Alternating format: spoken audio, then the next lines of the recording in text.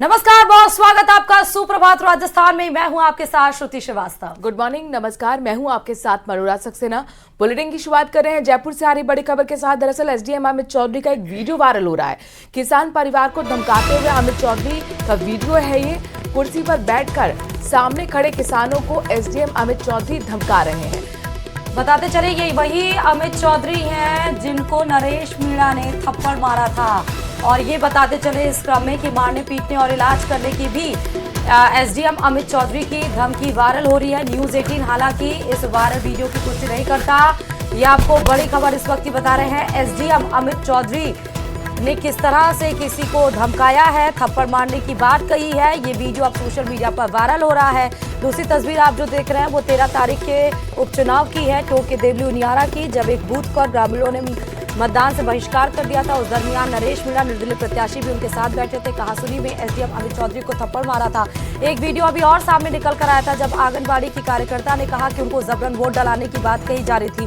वो वोट डालना नहीं चाह रही थी, लेकिन एसडीएम ने ही उनको मजबूर किया था, तभी नरेश मीणा आक्रोशित हो गए थे। और उसके बाद से एक और वीडियो तेजी से वायरल हो रहा है, आप देख सकते हैं, जहां पर वो धमकी देते हुए दिखाई पड़ रहे हैं, जान से मारने की धमकी भी दे रहे हैं, जो सोशल मीडिया पर बहुत तेजी से एसडीएम अमित चौधरी का ये वीडियो वायरल हो रहा है। हालांकि न्यूज़ 18 राजस्थान इस वीडियो की पुष्टि नहीं करता। लेकिन आपका छोड़ा भाई वो मैं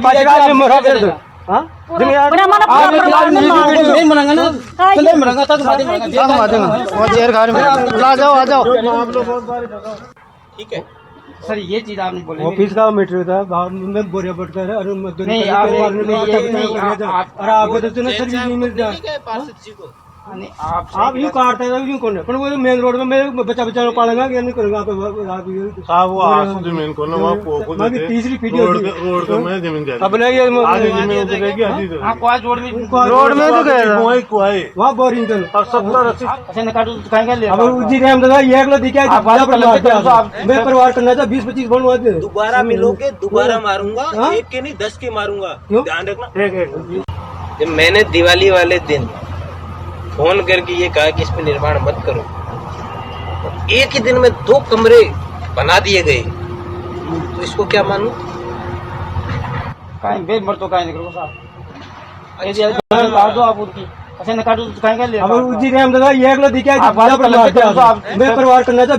अमित चौधरी, एसडीएम अमित चौधरी का ऑडियो सुन रहे थे, जहां पर आप देखिए कि वो जो भी वजह थी दिवाली वाले दिन कैसे क्या चीज़ बना दी गई उसको लेकर एक शख्स से बातचीत कर रहे हैं। लहजा भी उनका आप देख सकते हैं एक प्रशासनिक अधिकारी होने के बाद। अब ये वीडियो तेजी से वायरल हो रहा है। हालांकि न्यूज़ 18 राजस्थान बार बार ये कह रहा है कि इस वीडियो की पुष्टि वो नहीं करता। और चलिए खबरों में आगे बढ़ते हुए सीधे बताते चले कि एसडीएम थप्पड़ कांड को लेकर नागौर सांसद हनुमान बेनीवाल देवली उनियारा से निर्दलीय उम्मीदवार नरेश मीणा के समर्थन में उतर आए हैं। बेनीवाल ने नरेश मीणा का समर्थन करते हुए कहा कि नरेश ने सही किया, उसे तो 3-4 थप्पड़ मारने चाहिए थे। बेनीवाल ने कहा कि ये एसडीएम मेरे नागौर में रहा है, इसने मेरे लोगों को कितना तंग किया है तुम्हें पता है। अच्छा हुआ इसके एक थप्पड़ मारा गया, उसने 3-4 झापड़ मारने चाहिए थे। अच्छा रहा उसके एक झापड़ मारा, मैं तो कह रहा हूँ 3-4 झापड़ धरनी चाहिए उसके वहां पे। अच्छा रहा मैं मार नहीं पाया, मेरे बड़ा काम नरेश ने कर दिया, ठीक किया ना। मैं ही थोड़ा ही मारता घूमूंगा सबको। अच्छा रहा उसके एक झापड़ मारा, मैं तो कह रहा हूँ 3-4 झापड़ धरनी चाहिए उसके वहां पे। अच्छा रहा मैं मार नहीं पाया, मेरे बड़ा काम नरेश ने कर दिया, ठीक किया ना। मैं ही थोड़ा ही मारता घूमूंगा सबको। वहीं टोंक में समरावता में हुई हिंसा पर कांग्रेस का बयान सामने आया है। पूर्व मंत्री प्रताप सिंह खाचरियावास ने सरकार पर सवाल उठाए, कहा केस की न्यायिक जांच से पीछे हट रही है सरकार। मंत्री किरोड़ी लाल मीणा ने माना है कि पुलिस के कारण आग लगी, यह सरकार की कलेक्टिव जिम्मेदारी, न्यायिक जांच हो, ऐसी बात प्रताप सिंह खाचरियावास की तरफ से बोली गई। क्या कुछ और बोला है वो सुनाते हैं आपको। राजस्थान में बीजेपी की सरकार को ये बताना पड़ेगा, क्योंकि राजस्थान के cabinet minister doctor Kirodilal Meena ने ये कहा कि टारगेट करके समरावता गांव में कार्रवाई की गई, और उन्होंने कहा कि मुझे भी दौसा में टारगेट किया गया।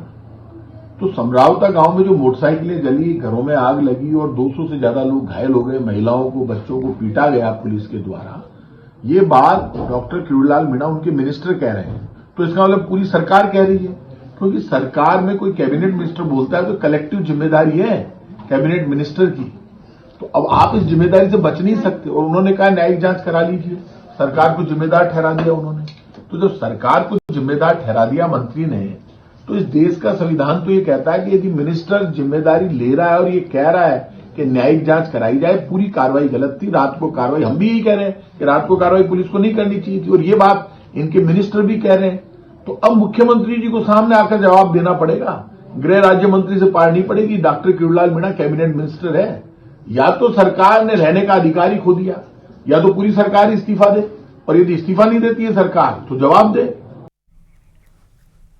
और चलिए खबरों में आगे बढ़ते हुए सीधे जोधपुर से खबर बता रहे हैं। जोधपुर के बहुचर्चित ब्यूटिशियन अनीता चौधरी हत्याकांड का मामला अब तक जस का तस बना हुआ है। 20 दिन बीत जाने के बाद भी ना तो हत्या की गुत्थी सुलझ पाई है और ना ही शव का अंतिम संस्कार हो पाया है।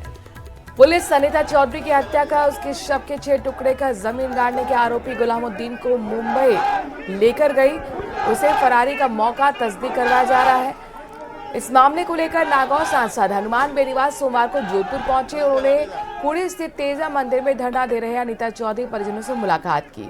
इस मौके पर भीड़ भी जुट गई। हनुमान बेनीवाल ने कहा कि सरकार हमारी सभी मांगे माने और अनीता के परिजनों को न्याय दिलवाए।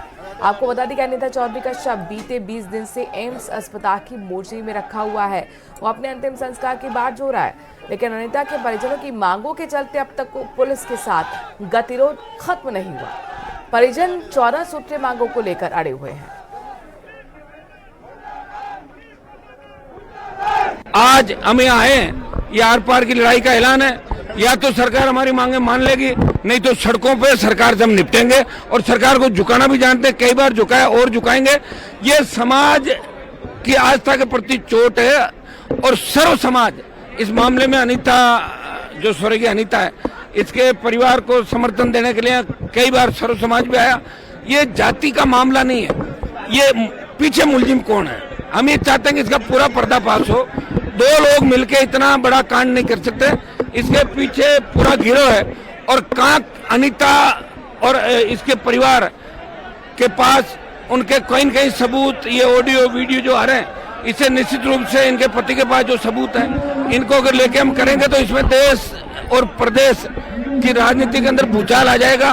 कई ऐसे चेहरे बेनकाब होंगे जो अपना आप को बहुत ही सत्यवादी कहते हैं, वो इस मामले के अंदर नप जाएंगे।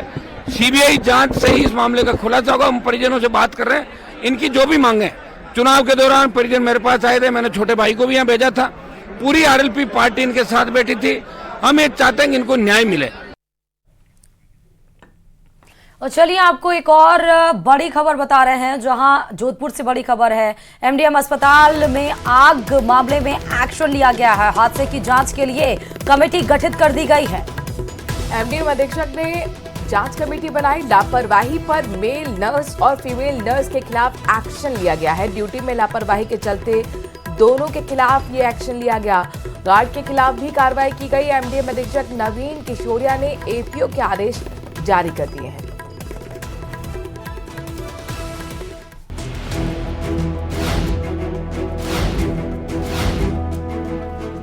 मथुरादास माथुर अस्पताल में हादसा, एक्यूट केयर वार्ड में लगी आग, बुरी तरह झुलसी महिला मरीज।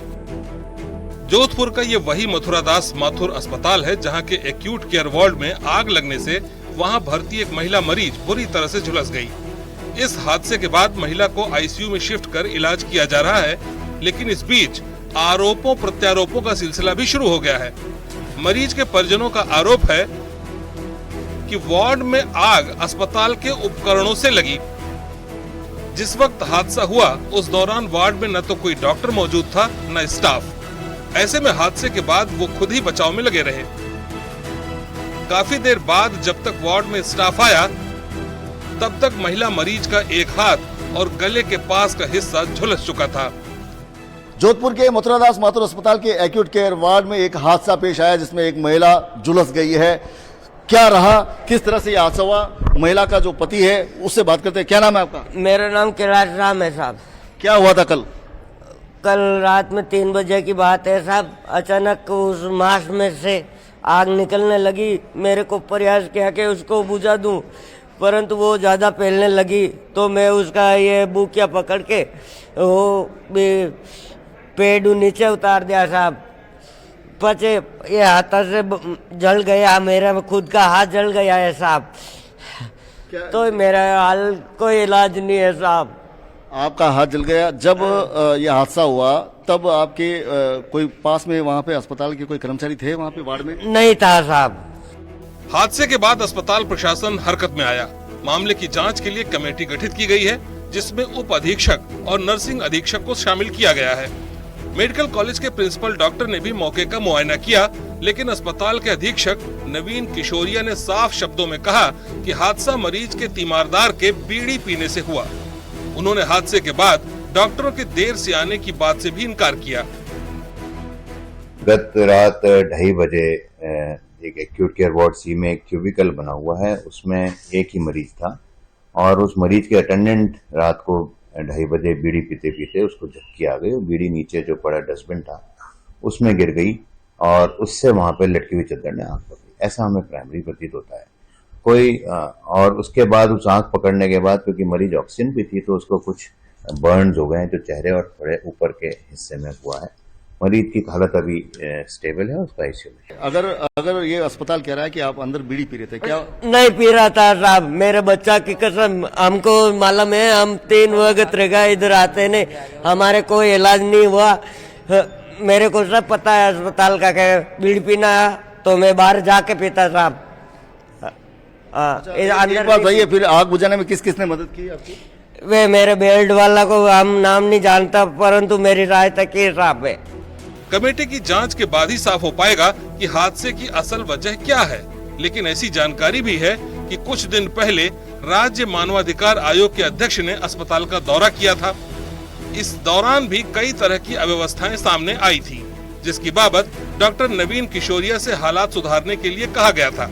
लेकिन इन सब के बीच हादसे को लेकर कई और सवाल भी खड़े होते हैं।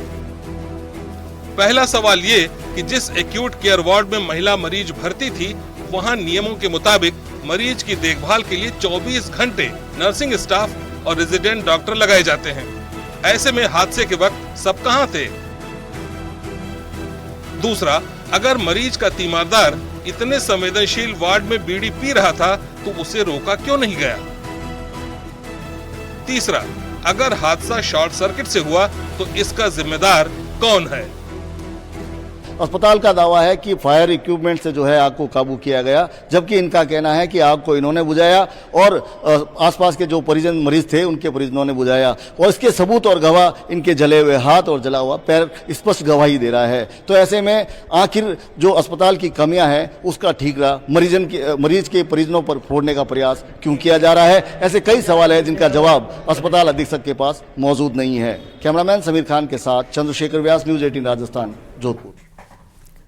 कांग्रेस के राष्ट्रीय सचिव और पूर्व विधायक धीरज गुर्जर का अधिकारी और कर्मचारी को खुले मन से धमकी देने वाला एक बयान वायरल हो रहा है। तो दूसरी तरफ अब उस बयान पर सियासत भी तेज हो गई है। क्या कुछ है, देखिए इस रिपोर्ट में।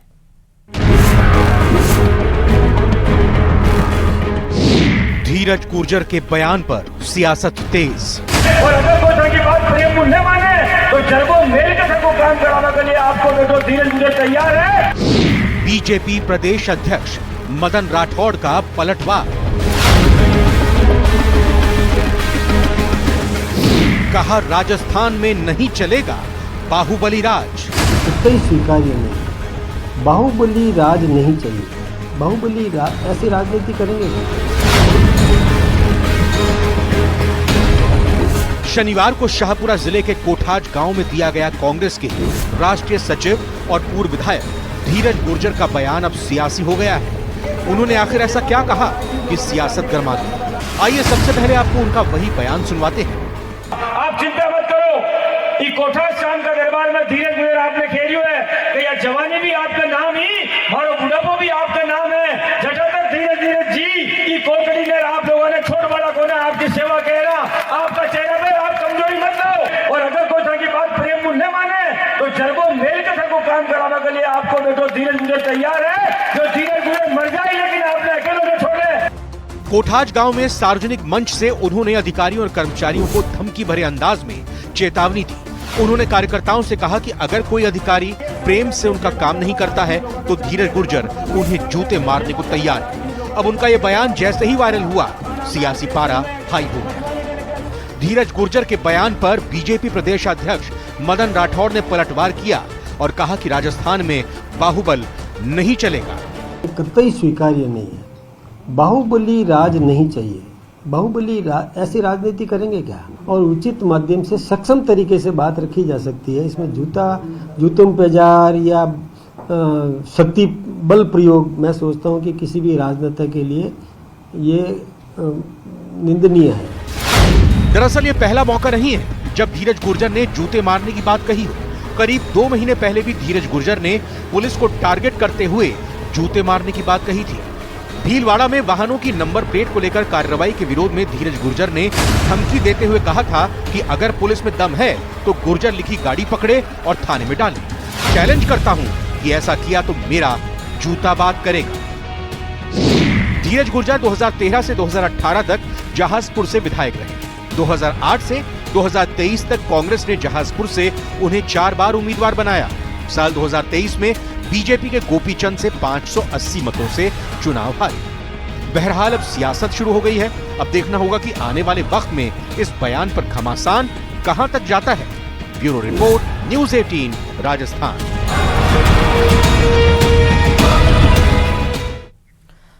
और वहीं न्यूज़ 18 पर शिव विधायक रविंद्र भाटी ने सफाई भी दी है। रविंद्र भाटी ने कहा है कि मैंने राज्य कार्य में कोई बाधा नहीं डाला। बेवजह डिटेन किया गया, इसलिए छुड़ाना मेरा धर्म था। हमारे साथ इस समय शिव से विधायक रविंद्र सिंह भाटी हैं। रविंद्र जी, एक मसले को लेकर काफी चर्चित हैं कि गाड़ी से 2 लोगों को उतार दिया और पुलिस कह रही कि ये राजकार्य में बाधा का है। किस तरह से ये मामला था? देखो साहब, मिन्नत हुए मैंने कोई राजकार्य लागी को नहीं, और जाहिर सी बात है कि आप जब बिना कारण के ना डिटेन करे बैठे हो तो छुड़ानो एक जनप्रतिनिधि और धर्म भी बने। और अगर कोई नोकझोंक होती, कोई बाकी चीज होती, कोई बहस होती तो समझ में भी आती। आप देखिए उसे कि वो वीडियो रमीना, विजुअल रमीना, पुलिस अधिकारी कहे कि साहब वहाँ कोई गिरफ्तार कौन करे। एक साजिश और षड्यंत्र होया करे, राजनीतिक मुकदमा होया करे, ताकि कांकरे करे मूवमेंट ने, एक आंदोलन ने कमजोर करा। पर हूँ आप चैनल के माध्यम में कहना चाहूँ कि जनता री आवाज ना थे एड़ा साजिश और षड्यंत्र के माध्यम में कमजोर को नहीं कर सको। मैं मारो जो और नालो मुद्दो है जेकरी लड़ाई आज लड़ रहे हाँ, निश्चित रूप में मीना आगे तक लड़ा। कई साजिशा और षड्यंत्र से मुंह तोड़ जवाब देने वास्ते भी तैयार हाँ। न्यायपालिका और मातवाना भरोसा है। किस तरह से आगे इसको लेकर लड़ाई लड़ेंगे आप? वर्तमान रमीना धरणों प्रदर्शन चले पड़े और धरातल माते लड़ रहे हाँ। आने वाले समय रमीना आंदोलन और उग्र कर हाँ। पूरे क्षेत्र में गांव गांव ढाणी ढाणी जार में जन जागरण रो कम कर और जनता ना साथ में ले लोकतांत्रिक तरीके में विरोध दर्ज करा। क्या जरूरत महसूस हुई आपको इस तरह के आंदोलन की? साहब, जब तक अपनी ये सिस्टम ही खत्म हो जाए, आप सोचो कि साहब ओरण जो आज तारीख में सब बहुत ज्यादा जरूरी चीज है, आज वो ना पूरे तरीके में ना मल्टीनेशनल कंपनीज खत्म कर रही है। ओरण मतलब अरण्य, अरण्य मतलब देवभूमि। देवभूमि वो जगह में ना आप सोचो सुनो कि भगवान राम वनवास काट्यो तो वन कया तो वो एडी ओरणा ही तो थी। आज मैं भगवान रे नाम माते जगह ओरण ना छोड़िया करा, जगह में ना एक लकड़ी रो टुकड़ो तक कौन ले रहा हूँ, आज वो ना पूरी तरीके हम खत्म कर रहा है। वो ओरण जिकर वास्ते हमारा बडेरा माथा दीना झुंझार हुआ, पर आज मल्टीनेशनल कंपनी वो ना खत्म कर रही है और प्रशासन वो ना सह दे रही है। तो कह दिन के लागे कि साहब वहाँ जनप्रतिनिधि और धर्म है कि मैं वो बात ना आगे तक रखा, जन भावना ना आगे तक रखा। आप लोगों ने जो बात पहुंचाने की कोशिश की, क्या प्रशासन उसको सुनने को तैयार नहीं है? देखो साहब, पेल तो हर चीज नजरअंदाज कराया जावे कि ताकि वो ना लगे कि कंकर करे मूवमेंट ना में कमजोर कर दे हाँ। पर आज जब लागे कि साहब हमें मूवमेंट कमजोर को नहीं पड़े तो जाहिर सी बात है हमें प्रशासन ने सुनना भी पड़े। मेरा भरोसा है आने वाले समय में ना जनहित में ना फैसला भी है। तो कैसे आपने उन लोगों को उतार दिया, फिल्मी स्टाइल में उतार दिया, बताते हैं? थाना फिल्मी स्टाइल लगे, पर सब जाहिर सी बात है मैं जनप्रतिनिधि हाँ, जनता माना वोट देना है, जनता मामा तो विश्वास जतायो है और हमारी मौजूदगी में ना अननेसेसरी कोई अगर कहना डिटेन करे और मैं लोग अगर माठ कर बैठा रहा तो मैंने लगे कि मैं वहाँ लोगों रे बेड़ो न्याय को नहीं कर रहा और मैं मारो धर्म को निभा रहा। तो जाहिर सी बात है वहाँ तो वहाँ ना एलोज करी। मैं साहब आप मानते हैं किसी तरह की ये गलती नहीं है? कोई गलती नहीं हुई, कोई गलती नहीं हुई। और हूँ तो आज भी कहूँ आप चैनल माध्यम क्या कि न्यायालय रे मीना में लड़ाई लड़ा ताकि आने वाले समय में ना कोई भी जनप्रतिनिधि बात है कोई मुकदमा दर्ज कराने पहले 4 बार सोचे। आप अभी उदयपुर में है, एक कोविड काल का भी एक मुकदमा आप पर था जिस पर गिरफ्तारी वारंट जारी हो गया था, आज पेशी थी, किस तरह से हुआ उसमें? देखो मैं जब छात्र संघ रो अध्यक्ष હતો वो टाइम कई सारा मूवमेंट्स मां करया उर मीना में एक मूवमेंट फीस ना लेर भी હતો वो दौरान मां उदयपुर मीना एक प्रदर्शन करियो जब मैं पहली कहो आपने कि युवाओं री आवाज ना दबाउण रे वास्ते जनता री आवाज ना दबाउण रे वास्ते एड़ा साजिश और षड्यंत्र आम चीज है। तो वो टाइम जो प्रदेश सरकार थी वो मुकदमा दर्ज करवाया ताकि युवा है आगे नहीं आ पावे, पर फिर भी मां विधानसभा रो घेराव तक करियो, फीस कम करवाई। तो वो दौर एक मुकदमो હતો एमपी और एमएलए इलेक्शन रे कारण मैं आ कोन पायो। आज मैं पेश हुआ हूँ, निश्चित रूप में मीना आने वाले समय मीना माना न्याय मिला ये चीज में जमानत मिल गई आपको उस मामले पूरे तरीके में जमानत भी है और अगली पैसे तक मैं बरी भी हो जाऊँ। बिल्कुल। तो ये रविंद्र सिंह भाटी हैं जो कि ये स्पष्ट कर रहे हैं कि जनता की आवाज उठाने के लिए हर संभव प्रयास ये लगातार करते रहेंगे। कपिल श्रीमाली, न्यूज़ 18 उदयपुर। और जोधपुर से बड़ी खबर ही है, अनीता हत्याकांड से जुड़ा बड़ा अपडेट आपको दे रहे। धरना स्थल पर पुलिस कमिश्नर और ओसिया विधायक पहुंच गए हैं। रात 3 बजे राजेंद्र सिंह और भैराराम सियोल जोधपुर पहुंचे हैं। सूत्रों के हवाले से खबर है कि सभी मांगों पर सहमति बन गई है और ये तस्वीरें भी आपको निकलकर सामने आई जब हनुमान बेनीवाल, ओसिया विधायक सभी लोग पहुंचे हैं। रात के 3 बजे समय बताया जा रहा है जब राजेंद्र और विधायक ओसिया वो पहुंचे हुए हैं। धरना स्थल की तस्वीर आपको दिखा रहे हैं। पुलिस कमिश्नर और ओसिया विधायक पहुंचे हैं रात 3 बजे। इस वक्त की बड़ी खबर और माना जा रहा है कि सहमति बन गई है। ज्यादा जानकारी के साथ संवाददाता चंद्रशेखर इस खबर पर जुड़े हुए हैं। चंद्रशेखर, क्या मांगे मान ली गई हैं जैसा खबर में बताया जा रहा है? देखिए, बताया जा रहा है कि रात को 3 बजे जो भैराराम सियोल और कमिश्नर राजेंद्र कुमार जो है वहाँ राजेंद्र सिंह पहुंचे हैं वहाँ पे धरना स्थल पर। उन्होंने बताया कि जो हमारे सूत्र है वो बता रहे हैं कि रात को लगभग पूरी बात हो चुकी है और लगभग सभी मांगे जो है मानी जा चुकी है। इसकी आधिकारिक पुष्टि जो है करीब 10 बजे हनुमान बेनीवाल कर सकते हैं। हालांकि ये सब सूत्रों के हवाले मिली जानकारी है। हनुमान बेनीवाल या उनके सूत्र की तरफ से इस बात की पुष्टि नहीं की गई है। फिलहाल इंतजार है कि इसको लेकर कोई आधिकारिक बयान जो है सामने आए। जी बहुत शुक्रिया चंद्रशेखर तमाम जानकारी हम तक पहुंचाने के लिए।